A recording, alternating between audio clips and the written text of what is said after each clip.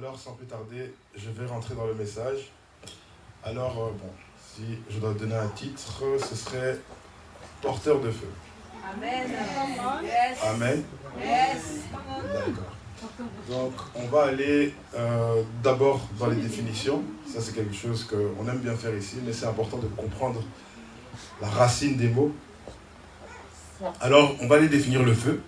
Le feu, qu'est-ce que c'est? On parle d'une combustion dégageant de la chaleur et de la lumière. D'accord? Donc, le feu, c'est une combustion qui dégage de la chaleur et de la lumière. Donc, c'est pour ça qu'on peut dire allumer, faire du feu. Et il a une caractéristique qui lui est propre, c'est de faire brûler des matières qui sont combustibles. D'accord? Donc, retenez bien. Deuxième point, c'est matière rassemblée et allumée pour produire de la chaleur. Donc, on rassemble certaines matières pour pouvoir produire de la chaleur. Donc, on parle de faire un feu. Et troisième chose, troisième signification, on peut dire que c'est un embrasement. Donc, on peut parler d'incendie à ce moment-là. D'accord? Donc, trois mots importants. Donc, combustion dégageant de la chaleur. 1. Chaleur. 2. Lumière. Et 3. Matière combustible. D'accord? Alors là, je vais aller un tout petit peu dans tout ce qui est un petit peu chimique et tout ça. Comment un feu est constitué? On dit que le feu est constitué. On parle du triangle de feu. D'accord? Donc, le triangle de feu illustre 3 éléments indispensables à un incendie, donc à un feu. Quand on parle d'incendie, c'est vraiment un feu vraiment brûlant, quoi. On parle d'un combustible, comme dans la définition tout à l'heure. Et le combustible, c'est un corps qui a la propriété de brûler. Donc, c'est-à-dire, si je prends un papier, on va dire que c'est un combustible, parce que si on met du feu dessus, le papier il va brûler, n'est-ce pas? D'accord. Il faut de l'oxygène. L'oxygène, c'est un comburant, ce qui signifie qu'il permet la réaction chimique de combustion avec le combustible. Donc, s'il n'y a pas d'oxygène, le feu ne peut pas prendre. D'accord? Ça, c'est quelque chose d'important. Et il faut une source d'inflammation, qui est tout ce qui peut provoquer l'inflammation d'un matériau, donc d'une matière combustible, comme une flamme, une étincelle, une surface. Donc, en fait, en gros, c'est une source de chaleur qui, avec l'oxygène, peut déclencher, et le combustible qui peut déclencher, au fait, un feu. D'accord? Et l'importance de l'oxygène, ça c'est quelque chose de très important. L'oxygène fournit l'élément nécessaire pour que la flamme continue à brûler et à se propager. C'est-à-dire que s'il n'y a plus d'oxygène, la flamme s'éteint. Vous avez déjà vu parfois, quand on prenait... Bon, moi j'aimais bien jouer un peu au pyromane quand j'étais petit. Il y avait les petites allumettes, là, on faisait comme ça, et puis ça s'allumait. Et parfois ça s'éteignait directement. Mais c'est juste qu'à ce moment-là, il n'y avait pas assez d'oxygène. Mais quand vous le faisiez bien, là directement, la flamme elle prenait directement. D'accord? Donc l'oxygène peut également contribuer à la propagation d'un incendie en alimentant la réaction chimique auprès d'autres combustibles, en fait. Donc ça veut dire quoi? Ça veut dire que, en gros, donc il peut y avoir un feu, mais parce qu'il y a l'oxygène qui se propage, donc l'oxygène va passer, on va dire, sur la droite, le feu peut aussi aller à la droite. C'est pour ça que quand on va dans certaines forêts, on peut voir que pourquoi est-ce que le feu commence quelque part et puis ça prend des kilomètres à rendre? C'est parce que comme l'air est oxygéné, ça se propage rapidement. D'accord? Et pour maîtriser un incendie, on peut agir sur l'un de ces 3 éléments, notamment en le privant d'oxygène. Donc parfois, il y a des gens, quand ils regardent, bon, je ne sais pas si vous avez déjà vu, mais parfois quand on jette de l'eau, ça n'éteint pas spécialement en fait le feu. Il faut vraiment qu'on coupe l'oxygène, en fait. C'est ça, en fait, qui va faire en sorte que le feu s'éteigne. D'accord? Vous me suivez? Oui. Maintenant, on quitte la partie chimie. Là, on retourne maintenant sur le terre-terre. Qu'est-ce que ça représente pour nous, au final, tout ce que je viens de dire? Parce qu'on a parlé de certains éléments qu'on doit pouvoir retrouver pour qu'on puisse le comprendre pour nous. Le combustible représente l'homme. C'est-à-dire que l'homme, c'est quelqu'un qui a la capacité de recevoir un feu. Comme le papier, si une source d'inflammation vient, je suis capable de pouvoir porter du feu. D'accord? La source d'inflammation, c'est Dieu. N'est-ce pas? Dans la parole, on dit que c'est un feu dévorant. N'est-ce pas? Donc Dieu, c'est notre source d'inflammation. Dieu, c'est celui qui vient et qui peut nous enflammer. Mais n'est-ce pas que j'ai dit qu'il fallait 3 éléments? L'oxygène représente le Saint-Esprit. Amen. Grâce à lui, le feu que Dieu met en toi peut brûler. Parce que si Dieu met le feu sans l'oxygène, le feu ne va pas durer. Ça va s'allumer, ça va s'éteindre. Mais ce qui va te faire maintenir cette flamme, c'est le Saint-Esprit. Amen. Grâce à lui, le feu que Dieu met en toi peut se propager vers d'autres combustibles. Alors, qu'est-ce que ça veut dire exactement? Ça veut dire que par le Saint-Esprit,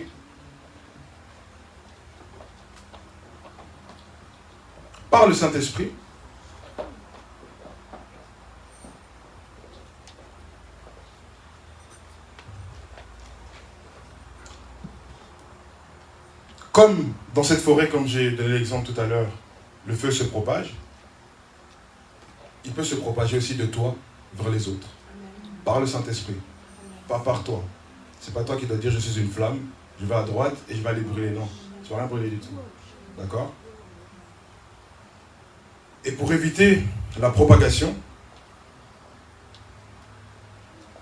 il faudrait nous priver du Saint-Esprit.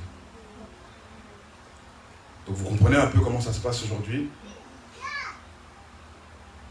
Ce qu'on essaie justement de retirer à l'Église, c'est le Saint-Esprit. Ce qu'on essaye de banaliser dans l'Église aujourd'hui, c'est le Saint-Esprit, qui est l'oxygène. Aujourd'hui, si on n'a pas d'oxygène, on meurt. N'est-ce pas? Un chrétien sans le Saint-Esprit est mort. D'accord? Demande à ton voisin s'il a le Saint-Esprit en lui.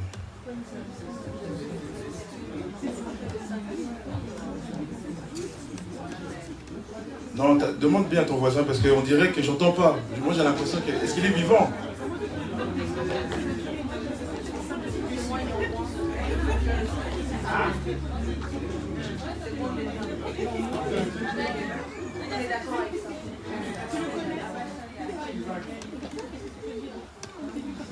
Alors, que signifie, maintenant que je vous ai contextualisé pour nous, que signifie être porteur de feu?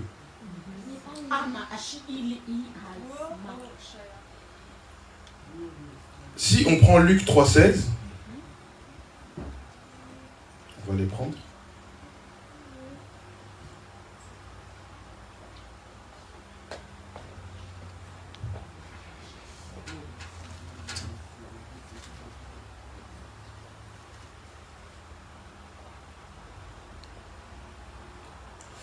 Alors il leur dit, moi, je vous baptise d'eau, mais il vient celui qui est plus puissant que moi, et je ne suis pas digne de détacher la courroie de sa sandale.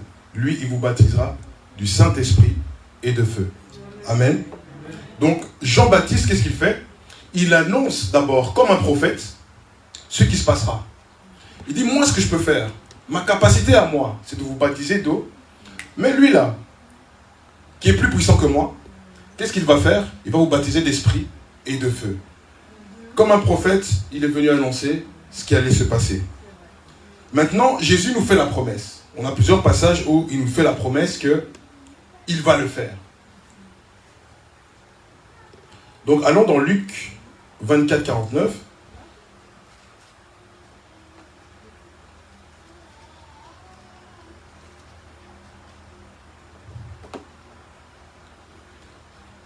Et voici que j'enverrai sur vous ce que mon Père a promis. Donc, Jésus nous promet par la promesse de Dieu. Quant à vous, restez dans la ville de Jérusalem jusqu'à ce que vous soyez revêtus de la puissance d'en haut. Donc là, il nous parle qu'il allait venir, donc rester, demeurer, jusqu'à ce que ça arrive. D'accord? Donc il promet que la puissance d'en haut va arriver. Si on va dans Jean 15, au verset 26, vous me dites si je vais trop vite. Pardon.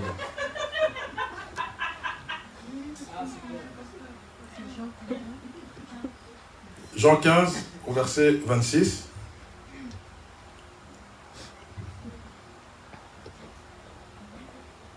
Donc, quand sera venu le défenseur, que je vous enverrai de la part du Père, l'Esprit de la vérité qui vient du Père, il rendra témoignage de moi. Amen. Il y a une version qui dit, quand le conseiller viendra, le consolateur, celui que je vous enverrai du Père, l'Esprit de vérité qui sort continuellement du Père, il rendra témoignage de moi. Donc on comprend bien que il y a une puissance d'en haut, un esprit de vérité qui sort du Père continuellement, doit venir sur nous afin de rendre témoignage de Christ. Retenez bien, afin de rendre témoignage à Christ. C'est très important. Et on va aller dans Acte 1, au verset 8.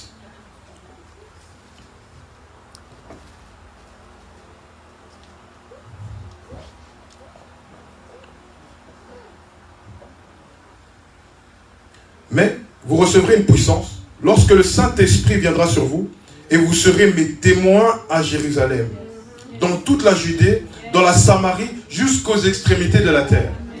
Amen. Donc cette puissance-là, cet esprit de vérité, qui sort continuellement du Père, qui doit rendre témoignage à Christ, on doit le recevoir pour être ses témoins. À un moment, il commence donc des témoins à Jérusalem, et puis il dit dans toute la Judée, dans la Samarie, et jusqu'aux extrémités de la terre. Ça veut dire que c'est que par ce moyen que tu peux être témoin de Christ. Amen. Que par ce moyen. Et comme Jésus, quand il fait ses promesses, lui, à la différence de l'homme, il tient ses promesses. Dans Acte 2, donc au verset, on va dire 2 et 3, la parole dit, tout à coup, il vint du ciel un bruit comme celui d'un vent violent qui remplit toute la maison où ils étaient assis. Des langues qui semblaient de feu leur apparurent, séparées les unes des autres, et elles se posèrent sur chacun d'eux. Ils furent tous remplis du Saint-Esprit et se mirent à parler d'autres langues comme l'Esprit leur donnait de s'exprimer. Amen. Alors là, on voit que Jean-Baptiste a annoncé comme un prophète. Jésus a confirmé la promesse. Il a confirmé la prophétie. Et la prophétie s'est réalisée à partir d'Actes. N'est-ce pas? Et qu'est-ce qui s'est passé? Donc, il y a eu le rugissement qui venait d'en haut, qui est venu remplir toute la maison. Et puis, il y a eu des langues de feu qui apparurent au-dessus d'eux. Et ils furent remplis du Saint-Esprit. D'accord? Et ils commencèrent à parler des différentes langues selon ce que l'Esprit leur permettait d'exprimer. Ça veut dire qu'il y avait une capacité à travers l'Esprit. C'était pas j'ai le feu, j'exprime comme je veux m'exprimer. C'est j'ai le feu, mais je m'exprime comme le Saint-Esprit me dit de m'exprimer. De la manière dont l'Esprit va me dire de m'exprimer. Amen. Alors, je vais prendre l'exemple de Jésus. Parce que Jésus, ce qui est bien, c'est que quand il est venu sur la terre, il est venu, mais il est venu montrer l'exemple. En fait, on aime bien dire oui, mais c'était quand même Dieu. Non, il est venu, il s'est fait, la Bible dit, il s'est fait chair. Il est venu, il a été tenté comme nous. Il a eu certaines choses comme nous, mais il est venu nous montrer un exemple. C'est pourquoi, en fait, et comme le prophète aime bien le dire, les évangiles qui s'éloignent de Christ, c'est pas normal. Quand on n'arrive pas à remettre Christ quelque part, c'est pas normal. Parce que quand il est venu, en fait, il est venu nous montrer le chemin à suivre pour arriver au Père. Comment est-ce que vous pouvez dissocier Christ du message? Et c'est pour ça que je vais le prendre comme exemple pour vous faire comprendre que lui-même, ces choses-là, il les a vécues. Plusieurs fois, je prends cet exemple, mais pour moi, c'est important. C'est Jésus, au moment de son baptême, Jésus dans le désert et Jésus quand il sort du désert. Tout son ministère s'est joué à ce moment-là. toute sa préparation s'est jouée à ce moment-là. Tout ce que nous voyons après s'est passé à ce moment-là. Pourquoi? Parce que il y a eu l'activation de l'esprit. Son feu s'est allumé. Et il est parti le propager partout. D'une manière que les gens n'avaient jamais vue avant. D'une manière dont les gens étaient dans l'étonnement. Ils étaient abasourdis. Mais comment c'est possible? Nous ne connaissons pas cette doctrine. Parce que vous n'avez jamais été porteur de feu. C'était lui le premier porteur de feu. On peut dire que c'était le pionnier en tant que porteur de feu. Il y a eu des hommes de Dieu puissants. On va parler d'Élie, Moïse. Mais porteur de feu de l'esprit. Quand on dit que l'esprit, il était dans la puissance de l'esprit. Non, ça c'est Christ. Alors quand on regarde, bon, je vais dire les passages bibliques, mais je ne vais pas tout lire. Donc vous pouvez noter les passages et vous pourrez aller les lire après. Donc dans Luc 3, 22, on dit que Jésus fut baptisé et l'esprit descendit sur lui. D'accord, ça c'est la première chose. L'esprit est descendu sur lui. Donc, comme Jean-Baptiste l'avait annoncé, lui il a baptisé d'eau. Et dès qu'il a été baptisé d'eau, lui directement il a eu l'esprit, comme vous avez vu, comme la colombe qui est venue et qui est descendue sur lui. Après ça, juste après, on dit que Jésus était plein de l'esprit. Donc, après que l'esprit soit descendu, il fut plein de l'esprit. Et puis, donc c'était juste après son baptême. Et qu'est-ce qui s'est passé? Il fut amené dans le désert. Donc, c'est-à-dire que l'esprit l'a conduit dans le désert. Donc, il a été tenté par le diable pendant 40 jours, n'est-ce pas? Donc, pendant 40 jours, tous les jours, on dit... Donc, si on dit pendant 40 jours, c'est tous les jours, il avait des tentations. Nous, on en a lu quelques-unes, mais tous les jours, il devait être tenté d'une manière ou d'une autre pour l'empêcher d'arriver. Mais Jésus, il a bien tenu. Il jeûna durant ces 40 jours, il n'a pas mangé durant ces 40 jours. Donc, le diable le tenta sur plusieurs choses. Son identité et son état actuel. Parce qu'il a dit, oui, si tu es le Fils de Dieu, et autres. Donc ça, c'est à partir au verset 3 et 4. Au verset 5 et 8, on dit, sur la convoitise. Donc ça veut dire qu'il a dit, oui, voilà, si tu es vraiment le Fils de Dieu, chante ceci, cela. Donc il a commencé à essayer de le voir sur la convoitise. Après, il a dit, oui, si tu es vraiment le Fils de Dieu, saute d'en haut, afin que... Donc il a commencé à lui dire, mais vraiment, en fait, c'était l'identité, c'était sur sa faim, c'était sur beaucoup de choses. Et encore une fois, sur son identité, mais sur base de la parole. Parce que le diable s'est dit, bon, lui, il maîtrise, donc moi, je vais rentrer dans quelque chose qu'il maîtrise. Et il est arrivé, il a dit, bon, je vais aller dans son identité, mais à travers la parole, parce que la parole dit que... Mais il ne sait pas que l'esprit, le feu était déjà là. Celui qui sort continuellement du Père, il était déjà en Christ. Et Christ, il a dit, arrière de moi Satan. Il n'est pas parti. Il a vaincu avec le feu. Il a vaincu la parole par le feu. Parce que une parole mal donnée peut aussi être un feu étranger. Mais je vais y venir après. Alors, ayant accompli toute tentation, le diable se retira pour un temps. Donc on comprend aussi que le diable, continuellement, il va déranger. C'est-à-dire que le feu que tu as, il va l'éprouver tout le temps. Ça, c'est quelque chose que Jésus nous montre aussi à travers sa vie. Le diable a tout essayé, mais il a échoué. Dans certaines versions, la parole dit que le diable s'éloigna de lui jusqu'à un moment favorable. D'accord? Donc ça veut dire un moment favorable. Je prends l'exemple du feu. Si le feu se perd un peu de son intensité, pour lui, il va voir que c'est un moment favorable. C'est comme quand on allume un feu et qu'on voit que la flamme, elle bouge, ou même, on va prendre l'exemple des barbecues, comme je sais qu'ici, vous aimez bien manger. Alors, on va arriver, on va mettre le feu du barbecue, on voit que ça commence à diminuer. Qu'est-ce qui se passe? Lui, il vient, il dit, ah, je vais souffler comme ça, on arrête le feu. Et après, ce qui est bien, c'est qu'on dit que Jésus est sorti du désert dans la puissance de l'Esprit. Donc on voit vraiment qu'il y a un cheminement. D'abord sur lui, et puis d'abord l'Esprit est descendu sur lui, et puis il a été guidé par l'Esprit, mais après on dit qu'il était dans la puissance. Ça veut dire qu'il était déjà en train de manifester les promesses là qu'il nous avait données. Il a dit, vous voyez ce que je fais là? Vous allez le faire plus tard. Et il était en train de le dire à ses disciples. Mais eux n'avaient pas compris directement. D'accord? Jésus fut le premier porteur de feu, et il fut le pionnier du mouvement à venir. Et donna la promesse que ce qui lui était arrivé, arriverait aussi à ses apôtres pour ensuite arriver chez nous.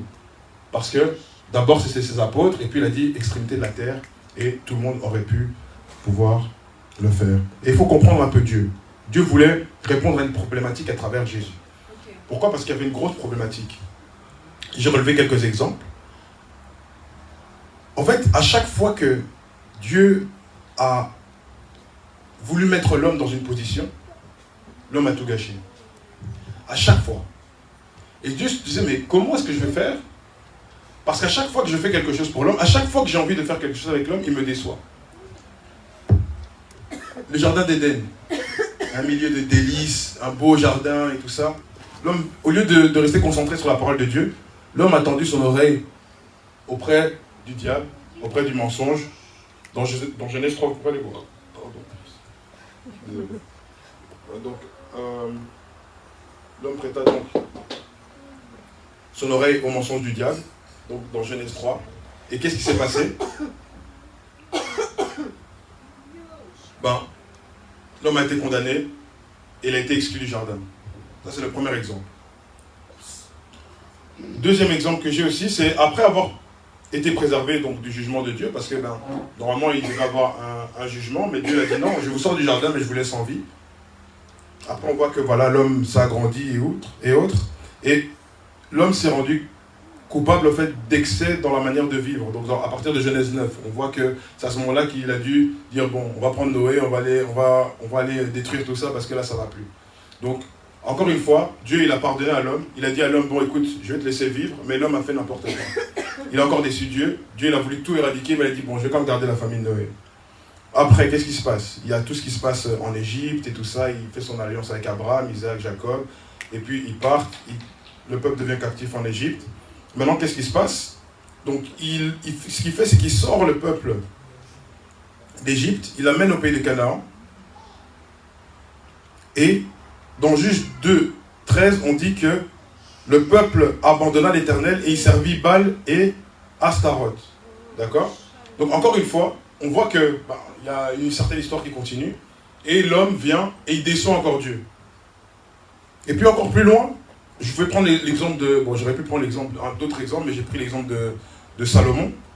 Salomon, quelqu'un que Dieu a élevé, quelqu'un que Dieu a donné une sagesse, il était placé à un haut degré de puissance et de gloire terrestre, parce que c'était vraiment le roi. Et à l'époque, quand Dieu élevait un roi, c'était sérieux. Qu'est-ce qu'il a fait? La parole dit dans 1 Roi 11 qu'il donna son cœur aux filles des incirconcis, et qu'il s'est perdu, c'est comme s'il allait servir aussi d'autres dieux. Et donc, quand on regarde, c'est comme si quand on place l'homme dans une position suprême ou de dignité, il va se dégrader. C'est comme si on accorde à l'homme certains privilèges, il va en abuser. C'est comme si on répandait des bénédictions autour de lui. L'homme, qu'est-ce qu'il va faire? Il va se montrer ingrat. Et c'est souvent comme ça qu'on est. Qu'on ne se montre pas, en fait. Même nous, aujourd'hui, on est comme ça. C'est parfois Dieu va faire certaines choses. Combien de fois on n'a pas entendu des témoignages? Des gens qui étaient à la limite de la mort. Et que Dieu les a sauvés. Et juste après, ils retournent leur truc. C'est comme si Dieu n'avait jamais existé. Combien de fois, il y a des gens qui étaient dans des gros problèmes financiers. Dieu les a sortis des problèmes financiers. Et dès que Dieu lui demande de faire une semence ou d'aider quelque chose, tout d'un coup, tu as des plans qui sortent et tu commences à trouver des versets qui contredisent la parole de Dieu. Le feu étranger. Comment est-ce que c'est possible? Toutes ces choses-là. C'est parce que nous sommes comme ça de nature. Et Dieu, il s'est dit non, il faut que je trouve une solution parce que l'homme là, ça ne va pas. À chaque fois, je vais vouloir l'éradiquer. À chaque fois, je vais me mettre en colère. À chaque fois, quelque chose qui ne va pas aller. Je vais envoyer Christ. Je vais envoyer Christ. Parce qu'en envoyant Christ, Christ va leur montrer la marche à suivre. Il va leur montrer comment faire. Mais après Christ, c'est pour ça qu'il dit qu'il est avantageux que je retourne auprès du Père afin que l'Esprit descende. Donc Christ était là pour nous. Christ a été un modèle pour nous. Mais ça a été surtout un passage afin que l'Esprit puisse venir. Et pour qu'on puisse, nous, avoir ce feu qui nous permettra en fait de contrer cette nature humaine. Amen. Amen. Pour contrer cette nature humaine. Parce que c'est la nature de l'homme. Et attendez, on va aller dans Romains. Il y a un verset qui pourrait nous illustrer ça. On va aller dans Romains 7, 19. Vous êtes avec moi? Oui.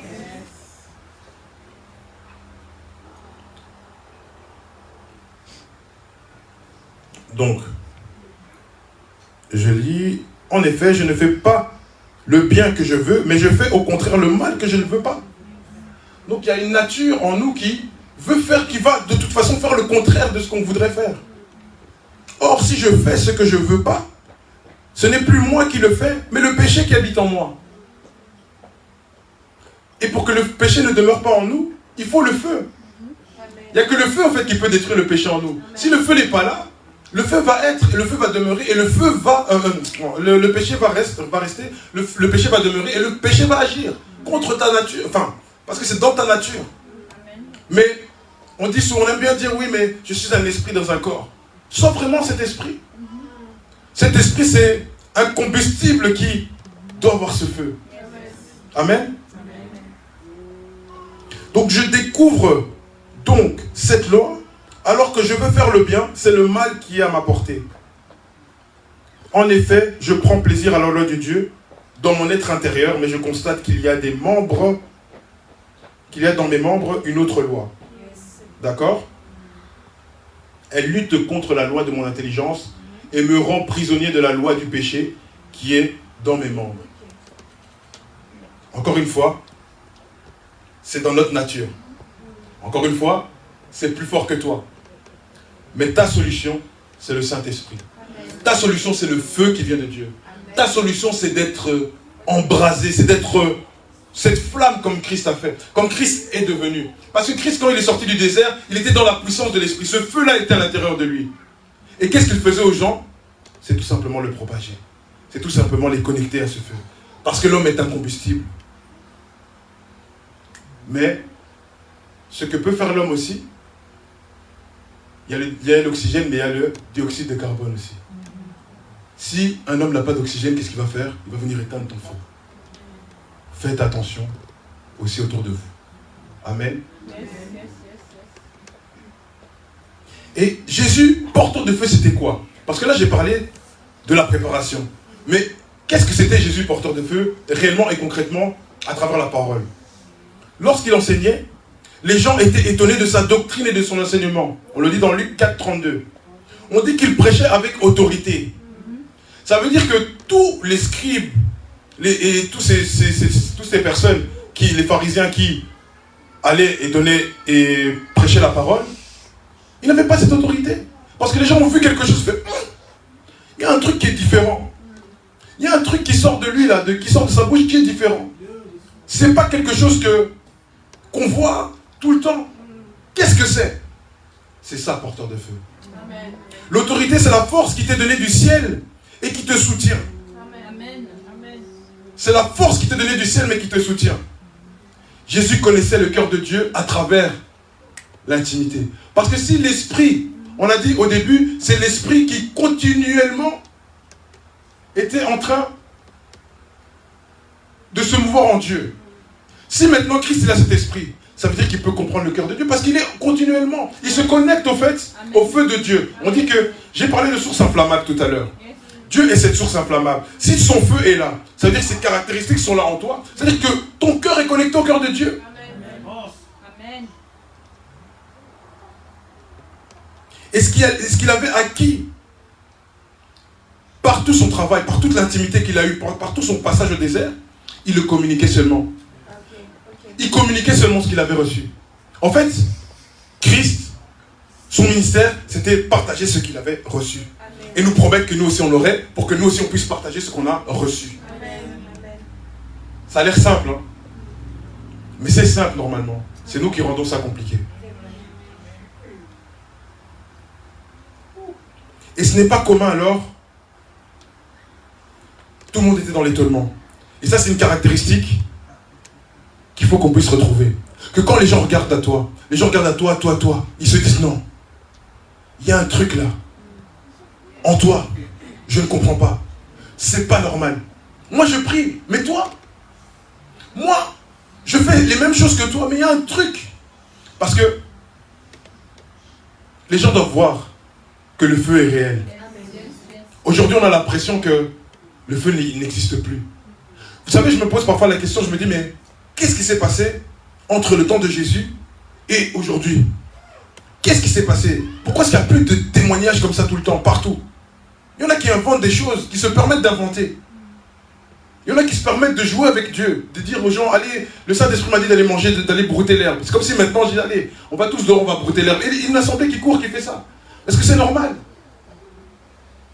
C'est quel feu qu'on essaie de partager? C'est quoi?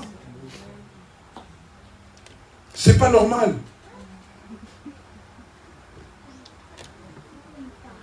Jésus était connu dans le monde des esprits. Quand il devait chasser, attendez, je vais prendre le verset celui-là parce que je n'ai pas noté. Je crois le verset 34. Donc Luc 4, 34.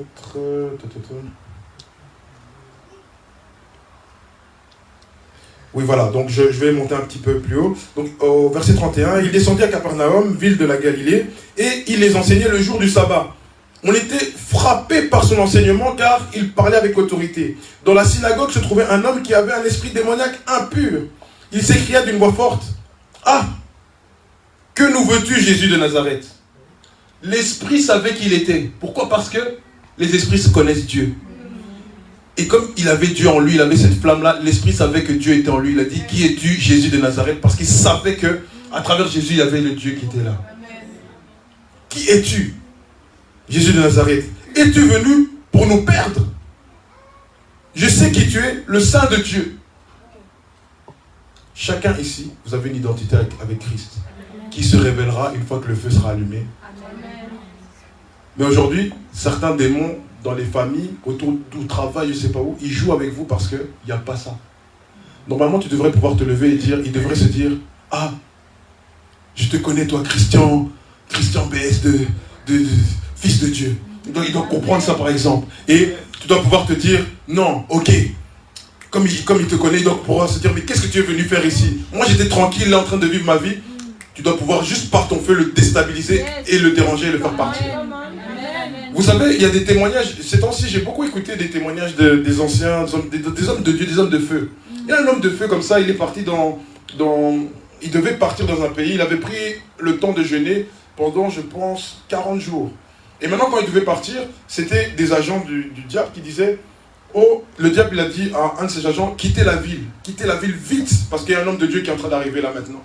Ça veut dire que, juste parce que l'homme de Dieu est arrivé, juste parce qu'il n'a même pas dit, il n'a même pas prononcé, il n'était même pas encore là, mais parce que le feu qui était en lui n'allait pas pouvoir, les esprits impurs n'allaient pas pouvoir supporter, il a dit, quittez cette ville. Et une fois que le type est parti, il voulait revenir. Et lui, il a dit, attendez, parce que le feu est encore là. C'est le feu, tout part du feu.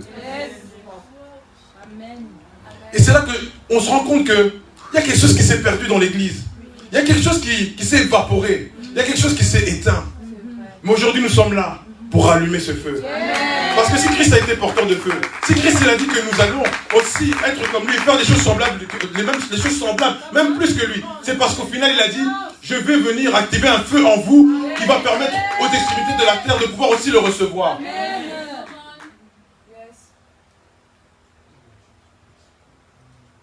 Il avait autorité sur ses esprits. Tais-toi, sors de lui. Les gens étaient dans l'étonnement. Ils étaient dans l'étonnement par l'enseignement, mais c'était aussi dans l'étonnement parce qu'il démontrait. Donc ça veut dire que ce qui sort de ta bouche, ça doit être du feu, mais ce qui sort de toi, sans parler, doit être du feu aussi. Amen. Parce qu'il commande avec autorité et puissance, et ses esprits sortaient. En ayant imposé les mains, à chacun d'eux, les malades étaient guéris. Il tend ça, donc il réprimanda ou engueula, et ne leur permettait même pas de parler. Aujourd'hui, on fait trop de dialogues. Il ne faut même pas dialoguer, ils sortent, ils partent, et puis on laisse les gens être libérés. Il tend ça aussi à la maladie quitta les gens. Il est venu pour annoncer le royaume de Dieu. Personne avant lui ne venait parler du royaume de Dieu. Il est venu avec l'évangile du royaume de Dieu. Et c'est quelque chose que nous devons aussi, comme lui, il a été pionnier, comme il nous a montré c'était quoi un porteur, nous devons aussi parler du royaume de Dieu. Mais comment est-ce qu'on manifeste le royaume de Dieu? Comment est-ce qu'on peut le faire? Tout à l'heure, avant de commencer à prier, Manuel a dit oui, c'est comme dans le Notre Père, quand il nous dit, voilà, que ton règne vienne. Mais comment est-ce qu'on peut manifester le règne de Dieu? Parce que c'est quelque chose que Jésus il a demandé. Il a dit, les apôtres, ils ont demandé, oui, mais apprends-nous à prier. Notre Père qui est aux cieux, que ton nom soit sanctifié. Mais comment tu peux sanctifier le nom de Dieu? C'est par le feu qui est en toi. Si tu le sanctifies auprès des gens, le nom par ta vie, le nom de Dieu va être sanctifié. Ta vie aussi doit être une prière. C'est pour ça que Jésus dit, priez sans cesse. Que ton règne vienne, mais que ton règne vienne par le feu aussi. Que ta volonté soit faite sur la terre comme au ciel par le feu. Donne-nous aujourd'hui notre pain quotidien. Allez prier, demander à Dieu, Seigneur, intensifie. Que ce feu-là reste, que ce feu s'intensifie au nom de Jésus-Christ. Et on peut continuer comme ça avec toute la prière. En fait, enseigne-moi à prier. Jésus était cette prière. Jésus était cette prière, on dit le Notre Père. Mais Jésus était cette prière vivante. Il le manifestait. Et c'est ça que nous devons être capables de faire. Manifester, être une prière. Que quand quelqu'un te regarde, tu aies une réponse. Et peu importe la manière. Parce que Jésus ne répond pas comme nous on veut faire parfois. Ah, je vais aller aider cette personne de cette manière. C'est pas ça. Viens, présente-toi avec le feu. Tu vas voir, ça va directement, les choses vont tomber. Viens, présente-toi avec le feu. Tout va se mettre en place.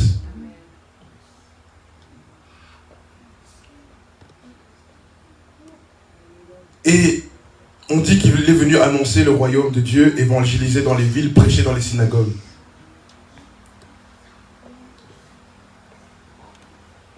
C'est le feu qui va se propager. Il va se propager glorieusement à travers toi, à travers cette maison. Parce que si nous sommes assemblés ici, si toi, t'es un feu, nous sommes un ensemble de feux, nous sommes un grand feu, nous sommes un incendie, si on peut dire ça comme ça. Est-ce que quelqu'un qui s'approche d'un incendie, déjà juste s'approcher, tu ne peux pas toucher le feu comme ça. Juste s'approcher, tu commences à transpirer, tu vas même vouloir te déshabiller parce qu'il fait trop chaud. Tu vas encore te rapprocher, tu vas dire non, ça commence à me brûler alors que je ne suis même pas. C'est ça. Quand quelqu'un rentre ici, tout doit tomber directement. C'est ça en fait, être porteur. Tu dois être tellement chaud que ça ne doit pas être possible. C'est pour ça qu'il dit que si tu es tiède, Dieu te vomira. Parce que tu dois être chaud. Et c'est pas chaud dans le sens du terme chaud, oui. Hein. Ce feu-là, il doit rester fire. Amen.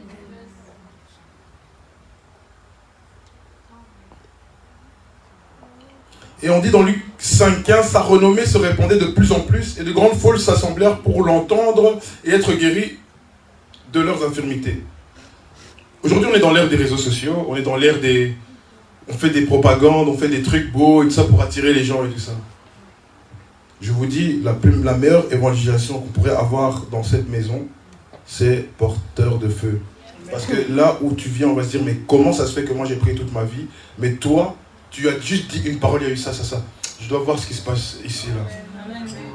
Dans ta famille, parfois on est là, on veut prier pour nos familles, on dit oui, on veut que les membres de nos familles viennent et tout ça. Parfois c'est juste parce qu'on n'est pas porteur de feu. Si on était un feu là et qui se tirait, non, c'est juste ça parfois. Parfois c'est juste ça. Parfois on est trop dans les débats. Jésus ne débattait pas avec les gens. Les scribes et tous ces gens-là, ils venaient tout le temps pour dire, chercher des débats. Ils ne débattaient pas. Ils venaient lui démontrer seulement. On venait lui dire des mauvaises choses, ils démontraient. On venait essayer de faire des pièges, ils démontraient. Même eux, ils ne savaient pas, ils essayaient de le faire mourir. Mais ce n'était pas possible, ce n'était pas le temps. Démontrer parce que tu es en toi. C'est ça. Ça, c'est une évangélisation efficace. Ça, c'est manifester Christ. Et je ne dis pas qu'on ne va pas aller dehors ou évangéliser. Mais je veux dire que c'est ça la première évangélisation d'abord. C'est toi d'abord être porteur de feu.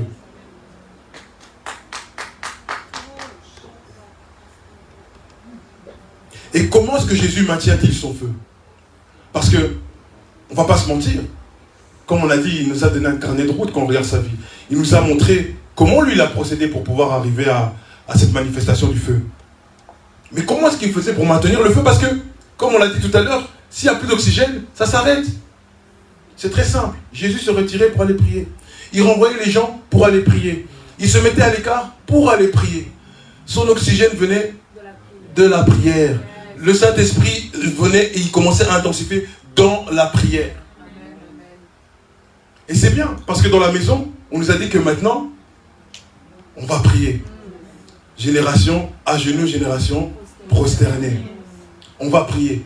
Pourquoi? Parce que, si vous comprenez bien, l'homme de Dieu parlait souvent, réveil, réveil, réveil, réveil.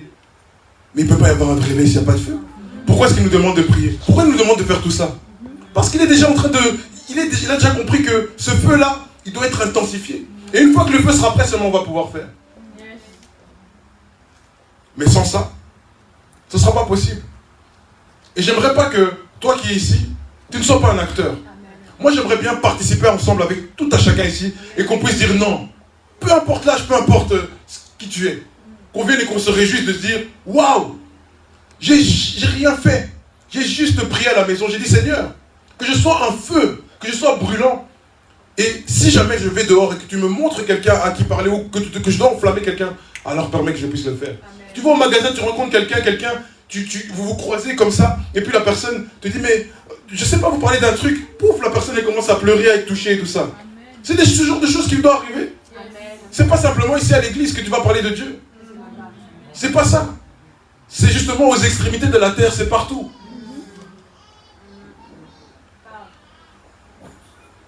Et Jésus, à travers son parcours, nous a montré à plusieurs reprises qu'il était important de prier. Avant des événements importants, quand il a dû choisir ses disciples, il est parti à la montagne. Avant Gethsemane, pendant Gethsemane, quand il était à Gethsemane, il a prié aussi parce qu'il savait qu'il y avait des grandes choses qui arrivaient après.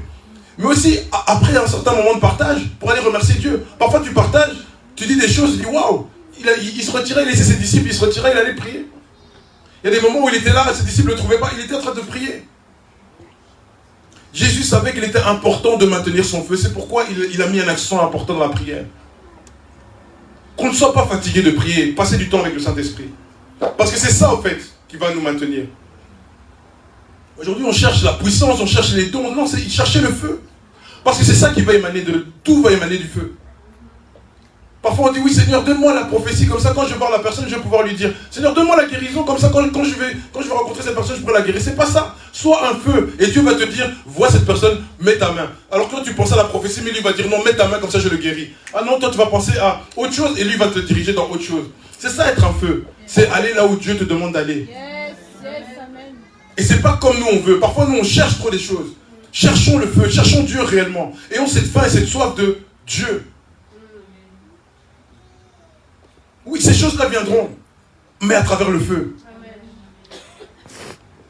Et aujourd'hui, on nous explique plein de trucs. Oui, je vais vous expliquer comment faire pour rentrer dans la puissance, dans ceci, cela. Si quelqu'un ne vous dit pas d'être porteur de feu comme Jésus, il y a un problème. Parce que Jésus nous a montré comment faire. Jésus ne faisait rien d'autre. Il ne faisait rien d'autre. Son mode d'emploi, c'était je montais, je priais, j'intensifiais mon feu et je partageais aux gens. C'est ça qu'il faisait. Alors on a plusieurs exemples où Jésus parlait de la prière, enfin là où il allait prier, par exemple dans Matthieu 10, 1, on dit, puis Jésus appela ses disciples et il leur donna le pouvoir de chasser les esprits impurs et de guérir toute infirmité. Attendez, non, je me suis trompé. Bon, je vais aller là-dedans quand même. Donc Jésus appela ses disciples, il leur donna le pouvoir de chasser les esprits impurs, de guérir toutes les maladies et autres. Donc ça c'est quand il avait choisi ses disciples, il les a appelés, il leur donna une puissance, d'accord? Il leur donna. Maintenant, ce que j'aime bien c'est que, donc ça c'est dans Matthieu 10, 1. Donc Dieu leur donna la puissance de chasser les esprits impurs et de guérir toute maladie. Dans Matthieu 17, 21, on nous parle d'un esprit qui n'est pas sorti. Parce que les disciples, ils ont prié, on a dit, oui, on a amené cette personne auprès de tes disciples, mais cette personne-là n'a pas pu être guérie. Et Jésus a dit, cependant, cette sorte de démon ne sort que par la prière et par le jeûne. Autrement dit, par un feu intense. Parce que c'est dans le jeûne et dans la prière que tu vas aller intensifier ton feu. C'est-à-dire qu'à un moment donné, il y a des choses, Dieu t'a donné un certain pouvoir, certes, c'est vrai. Mais il y a des choses, si ton feu perd de son intensité, ça ne se passera pas. Il y a des dimensions, il te faut un feu intense. Et c'est ça la chose. Parfois on se dit, oui mais Seigneur, tu m'as donné le pouvoir, je ne comprends pas. Ton feu est moindre, tu es un flamèche, tu n'es pas une flamme. Comment est-ce que tu veux que Dieu puisse travailler? Il ne va pas pouvoir travailler, tu ne vas même pas brûler la jambe. Tu vas brûler, même l'ongle, tu ne vas pas brûler. Parce que ton feu n'est pas assez fort. Mais si ton feu est intense, même en s'approchant, regardez Daniel quand on les a mis dans le Shadrach Abednego, quand on les a mis dans la fournaise. Ils ne sont même pas approchés, le feu les avait déjà brûlés. Parce que c'était intense. C'est comme ça que tu dois être. Et pas un flamèche. Oui, une flamèche.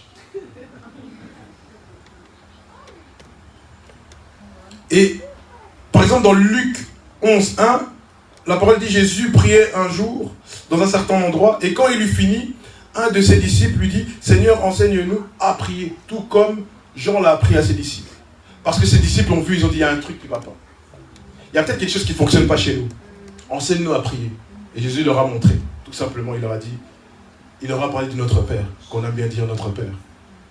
Mais ce n'est pas juste comme on faisait dans les écoles catholiques quand on était en primaire, de juste réciter notre Père qui est aux cieux. C'est pas ça.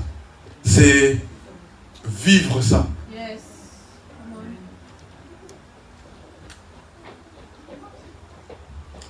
Maintenant, j'ai parlé de Jésus en tant que feu, en tant que porteur de feu. Mais nous, en ce qui nous concerne, comment est-ce qu'on fait? Seigneur, comment est-ce qu'on peut y aller aussi? Comment est-ce qu'on peut rentrer dedans aussi? Et en effet, Dieu est un feu dévorant, comme on l'a dit tout à l'heure. Et si l'homme est un combustible, ça veut dire que, comme j'avais dit, il faut le triangle pour le feu.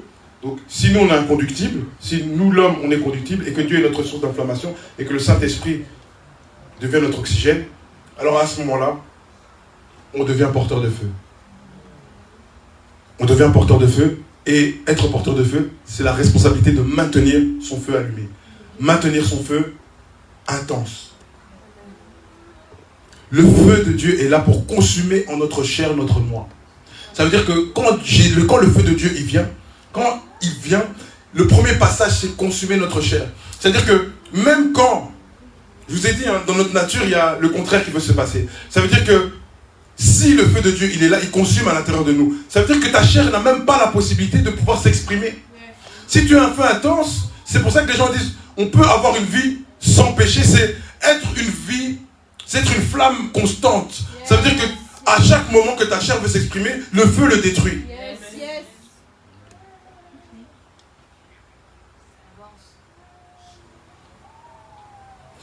Donc, comme j'ai dit, le feu de Dieu est là pour consumer en nous notre chair, notre moi, notre suffisance, tout ce qui est en nous et qui peut glorifier, tout ce qui ne peut pas glorifier Dieu, et servir sa cause.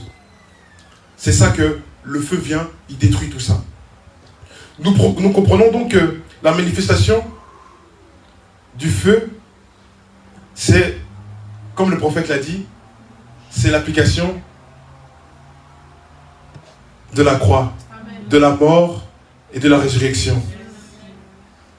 Il a dit monter, descendre, sortir, rentrer. N'est-ce pas? Donc, la mort de Christ doit normalement ôter le vieil homme en nous, et la résurrection doit ajouter un homme nouveau. Et quand nous arrivons à ce stade-là, on doit descendre pour nous-mêmes faire sortir les gens de leur vieil homme pour leur permettre d'entrer dans leur nouvel homme. Et eux aussi vont monter pour redescendre et donner. Donc quand on regarde, ça fait la croix. Et beaucoup veulent être remplis du Saint-Esprit juste pour la puissance, sans pour autant vivre la croix. Mais tu n'y arriveras pas. Tu dois mourir à toi-même. Si tu ne meurs pas à toi-même, si ta chair ne brûle pas, oublie. Tu ne manifesteras pas le feu. Tu dois mourir. C'est-à-dire que tu dois sortir de ton corps. Tu meurs. Le nouvel homme, il vient. Donc quand tu meurs, tu montes. Tu redescends. Et quand tu redescends, tu fais sortir, et donc pour permettre de pouvoir faire rentrer les autres aussi. Il y a un mouvement pour toi, mais pour les autres en même temps. Et Jésus nous demande d'être ses témoins. La définition d'un témoin, c'est quoi? C'est une personne qui certifie ou qui peut certifier quelque chose et qui peut en témoigner. Est-ce qu'aujourd'hui, tu peux témoigner Christ? Est-ce que tu peux témoigner le message de la croix? Est-ce qu'aujourd'hui, tu peux le faire? Comment certifier que Dieu est vivant? Parce qu'aujourd'hui, c'est ce qu'on nous dit. Ouais, mais ton Dieu, là, c'est un conte, à la Bible, c'est une histoire. Moi, j'aime bien lire la Bible. Tu sais, il y a des histoires, elles m'ont touché. C'est juste des gens qui te disent ça. Comment ça se fait qu'il y a des gens qui ont lu la Bible, qui ont pénétré certaines choses dans la Bible et qui se sont convertis? Ces gens-là sont rentrés dans quelque chose. Ils ont rencontré le feu et pouf, c'est parti. Parce qu'ils avaient un désir ardent de rencontrer Dieu. Ils ont dit, Seigneur, si tu existes vraiment, alors manifeste-toi, parce que moi, peut-être que j'ai lu le Coran, ça va pas. Moi, peut-être que je faisais des trucs avec l'histoire de Bouddha, là, ça ne marchait pas. Mais je vais essayer de te rencontrer dans la Bible. Et c'est comme ça que parfois, tu vois qu'il y a des personnes qui, ça allume une flamme, parce que c'est un combustible. Et Dieu, c'est une source de feu. Donc, quand cette personne vient, pouf, ça allume quelque chose. Et cette personne peut directement avoir cette conversion. Mais il y en a d'autres, ils vont lire la Bible comme un livre. Même nous-mêmes ici. On va dire, oh c'est une belle histoire, ça m'a touché. Oh Job, oh là là, mais ça m'a touché. Non. Non. Comment est-ce que tu peux manifester aujourd'hui que Dieu est vivant? Si tu vas dans ta famille, comment est-ce que tu vas manifester que Dieu est vivant? Si tu vas à ton travail, comment est-ce que tu peux certifier que Dieu est vivant? Nous sommes censés être des témoins. C'est ça, non? Comment est-ce que tu peux témoigner si tu es... Si tu ne sais pas témoigner, pourquoi est-ce que je vais t'appeler témoin?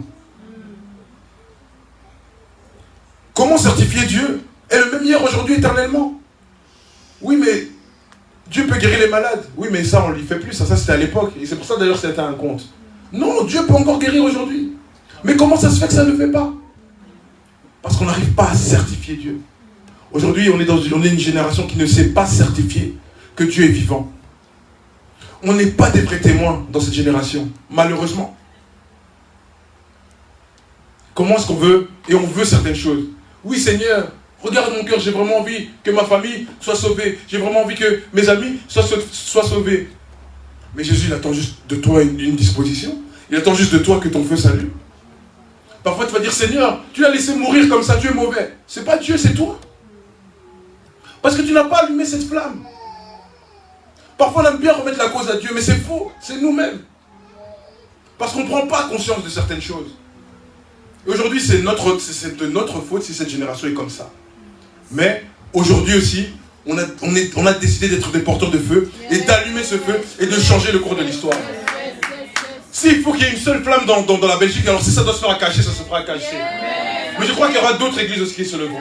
Parce que ce serait triste qu'il n'y ait qu'une seule église dans la Belgique. Mais s'il doit y avoir un point, une flamme quelque part, alors Seigneur, localise ce lieu et allume le feu, Seigneur, afin que nous soyons une flamme, Seigneur, de feu pour cette génération. Et c'est important. Et être porteur de feu, c'est partout. C'est pas seulement quand moi j'en ai décidé. Je sors de l'église, je suis pas... Donc à l'église, je viens de manière protocolaire, je suis comme ça à l'église. Mais dès que je sors, j'oublie, oh, on éteint le feu, on rallume ça seulement vendredi soir, comme on sait qu'on va revenir dimanche. Comme ça, quand on me voit dimanche, on me voit un peu fire. Ça marche pas comme ça. C'est tous les jours. C'est pas quand ça m'arrange. Dans ma maison, je suis un porteur de feu. Dans mon travail, je suis un porteur de feu. Dehors, même quand je fais mes courses, je suis un porteur de feu. Partout, je suis un porteur de feu. On veut évangéliser, on veut plus de membres dans nos églises, on veut beaucoup plus de choses. J'ai même commencé à réfléchir pendant que Dieu me donnait le message, je me suis dit, mais est-ce que c'est vraiment... Ils veulent vraiment des âmes ou ils veulent plus de gens pour plus de dîmes, plus d'offrandes? J'ai commencé à me poser des questions, parce que c'est légitime. Parce que, pourquoi est-ce que vous voulez agrandir l'église si, leader, vous ne regardez pas à ce que le feu soit allumé? Leader, vous ne regardez pas à ce que ce feu s'active auprès de tout le monde. C'est quelque chose d'important. Il faut se remettre en question par rapport à ça. Et là, je ne critique personne, mais c'est un leader normal devrait penser comme ça. Devrait se dire, non, non, non, moi dans mon assemblée, je veux des porteurs de feu. Et revoir même et aligner tout le monde et dire, non, on va revenir à la base. Parfois, c'est ce qu'on nous demande de faire, revenir aux fondamentaux.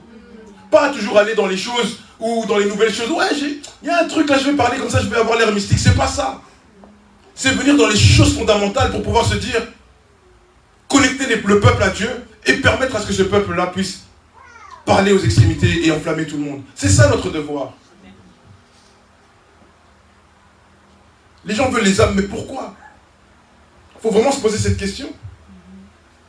Moi, si demain je vois quelqu'un qui évangélise, je vais lui demander pourquoi est-ce qu'il veut des âmes. Pourquoi tu viens m'évangéliser? Et ce ne sera pas méchamment, ce sera pour j'ai envie de comprendre. Peut-être qu'il y a quelque chose qui m'échappe.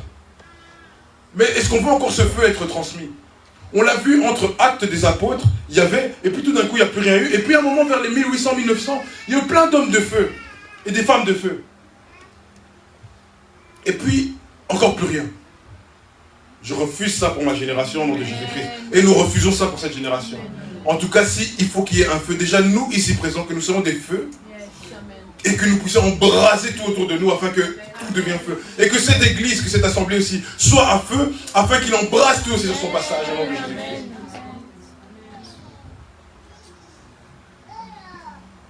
Sois d'abord une flamme à feu dévorant comme Dieu.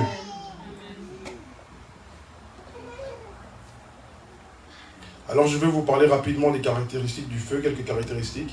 je déborde un tout petit peu. Est-ce que vous me le permettez?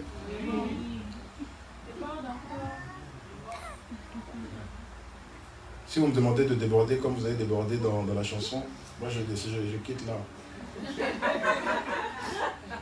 Parce que même les gens nous ont demandé, est-ce que vous voulez vraiment que Dieu déborde dans votre vie?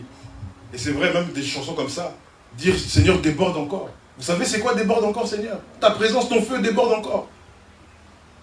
Et on ne chante pas ça comme si on voulait vraiment le feu. Ça doit vous révolter. Quand Dieu dit déborde encore Seigneur, tu dois te dire ah Seigneur moi, ah non déborde vraiment. Intensifie parce que là j'ai besoin de ton feu. Mais pas dire déborde encore, déborde. C'est pas comme ça. Alors quelques caractéristiques du feu. Dans la Bible, nous pouvons voir que le feu s'est manifesté de différentes manières à certains moments donnés. Je prends l'exemple du buisson ardent devant. Donc quand Moïse est arrivé, il a vu un buisson ardent. Et qu'est-ce qui s'est passé? Dieu il est venu parce qu'il a attiré par ça, par le feu. Il lui a dit, ah Moïse, enfin, il savait que Moïse était incurieux. Il a dit, lui si je l'appelle, il ne va pas venir. Parce que vous avez vu comment il a dû converser avec Dieu. Quand Dieu lui a dit, tu vas me servir, tu vas faire ceci, cela. Oh non, mais Seigneur, non. Il a trop discuté. Donc si Dieu lui avait parlé audiblement, je crois que Moïse aurait fouillé. Qu'est-ce qu'il a fait? Il a mis un feu. Comme ça, il s'est dit, ah, Moïse curieux, il est parti voir le feu. Il a été attrapé là-bas, comme ça. Et en fait, le feu a manifesté la présence de Dieu, une douceur. Parce que ce n'était pas un feu qui brûlait où il ne pouvait pas s'approcher. Il s'est approché du feu. C'était une douceur, c'était la présence de Dieu. Alors le feu peut manifester la présence de Dieu. Amen. Il y a aussi la colonne de feu. À la sortie d'Égypte, qu'est-ce qui s'est passé? On dit qu'il y avait une colonne de nuée le jour et une colonne de feu la nuit. Donc maintenant, la colonne de feu la nuit, c'était pour protéger le peuple et c'était aussi pour les diriger parce qu'on dit que ça servait de lumière. C'est-à-dire que le feu, c'est aussi une lumière. Dieu nous demande d'être la lumière du monde, n'est-ce pas? Donc, le feu de Dieu est aussi une lumière. Ce feu-là, il est protecteur parce qu'il ne permettait pas aux personnes de pouvoir les approcher la nuit. Mais quand on regarde le jour, comme je vous ai dit, une flamme, ça dégage aussi de la chaleur. C'est-à-dire que le feu, en fait, la journée, il était permanent aussi. En fait, le feu avait juste une autre particularité le soir, si je peux dire ça comme ça. Mais la journée, c'était de la nuée. C'est-à-dire qu'on ne pouvait pas... Il y avait une distance qui... Le peuple d'Égypte ne pouvait pas arriver à un certain stade parce que, à cause de la chaleur qu'il y avait par l'esprit qui est en train de séparer le peuple de Dieu et le peuple d'Égypte, ils ne pouvaient pas s'approcher. C'était trop, ils allaient brûler. Donc à chaque fois, ils ne pouvaient pas avancer. Et ça, c'est aussi une caractéristique de Dieu, du feu de Dieu, c'est qu'il manifeste la protection, la direction et la confusion aussi dans les ennemis. Parce qu'ils se disaient, mais comment ça se fait qu'on ne les rattrape pas? C'était le feu. Et s'ils avaient avancé, ils seraient morts.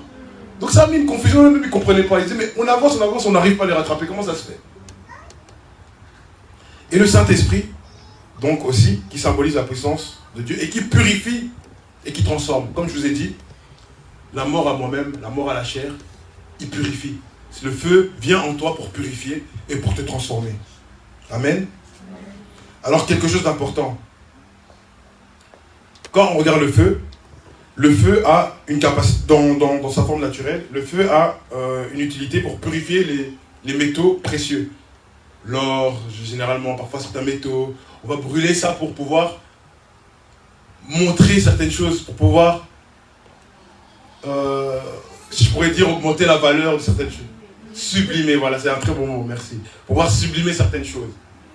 Et il y a une chose que Dieu nous demande de garder plus que toute autre chose. C'est notre cœur. Il faut qu'on soit à un stade où on demande au feu de venir purifier notre cœur. Parce que c'est à travers nos cœurs que tout sort. Il y a aussi quelque chose que le prophète a dit aussi, c'est on doit avoir aussi un contrôle sur nos pensées. Seigneur, brûle tout ce qu'il y a dans mes pensées. C'est-à-dire que parfois tu peux avoir des pensées qui sont totalement contraires à Dieu. Des pensées qui viennent mettre la confusion aussi dans ta marche. Ces pensées doivent brûler. Si tu as un feu continuellement, ça ne peut pas demeurer. Ça ne peut pas rester. Vous voyez où on va en venir? C'est qu'en étant un feu, la chair ne peut pas s'exprimer. C'est Dieu qui s'exprime sans cesse en toi. Et c'est à ce stade-là que nous devons arriver. Faire mourir nos désirs étranges. Faire mourir certaines choses. Et je ne dis pas, oui, on a une vie. Oui, on a des choses. Dieu, il le sait plus que tout. Plus que toi-même. Il est plus conscient de ta vie que toi-même tu es conscient de ta vie. C'est-à-dire que quand Dieu, tu vas dire Seigneur, moi je veux être une flamme de feu pour toi. Tu crois que Dieu ne va pas pourvoir. Tu crois que Dieu ne va pas guérir. Tu crois que Dieu ne va pas faire. Dieu va faire tout ce dont tu as besoin. Selon sa volonté. Et c'est ça parfois qui est plus dur qui est dur pour nous. C'est sa volonté. Pas comme nous on veut, mais selon lui il veut. La manière dont lui il veut. Et c'est ça parfois qui est dur pour nous. Mais si tu décides de payer le prix, si tu décides de pouvoir faire confiance à Dieu, dire Seigneur, je veux être cette flamme.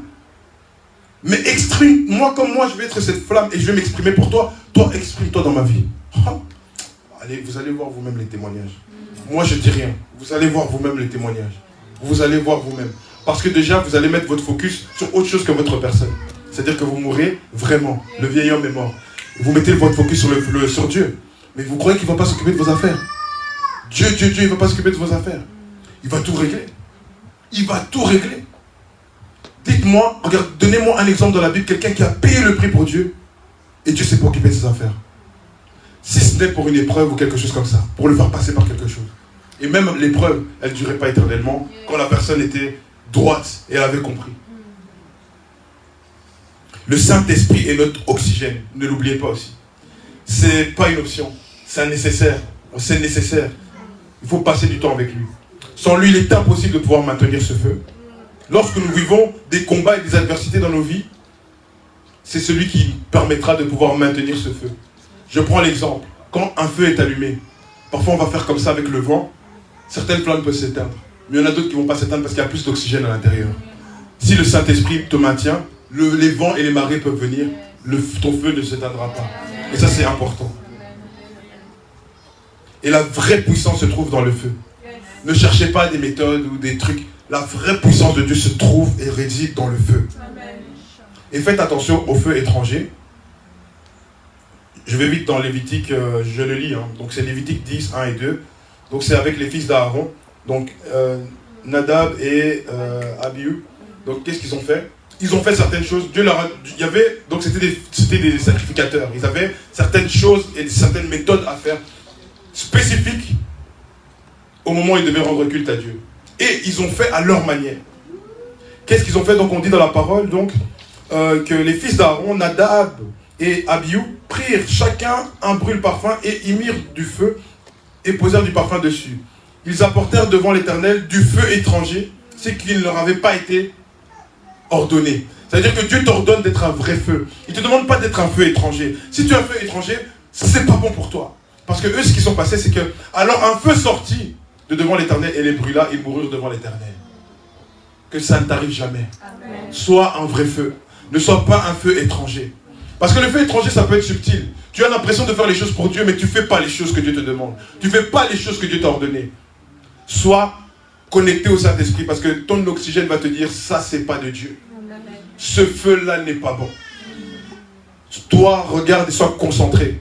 On a dit que l'Esprit est un guide. Comme on a dit avec le peuple, il a guidé le peuple de jour comme de la nuit. C'est-à-dire que le Saint-Esprit peut venir et te guider. Il ne te permettra pas de créer un faux feu. Un feu étranger. Mais si tu crées un feu étranger, c'est dangereux pour toi, c'est dangereux pour ta famille, c'est dangereux pour les gens autour de toi. Amen. Amen. Et nous devons avoir faim et soif de Dieu. Faim et soif de lui, faim et soif de son feu, faim et soif de ce qu'il doit manifester. Je vais m'arrêter là. Je pense que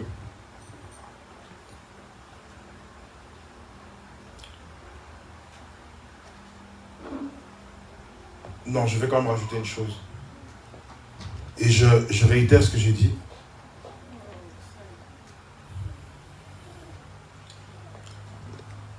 Nous-mêmes, nous devons être des porteurs de feu, mais cette assemblée doit être porteuse de feu. Ne te dis pas, tous les dimanches quand tu vas venir, oui, je viens comme ça, on allume mon feu. Toi, viens intensifier le feu dans la maison.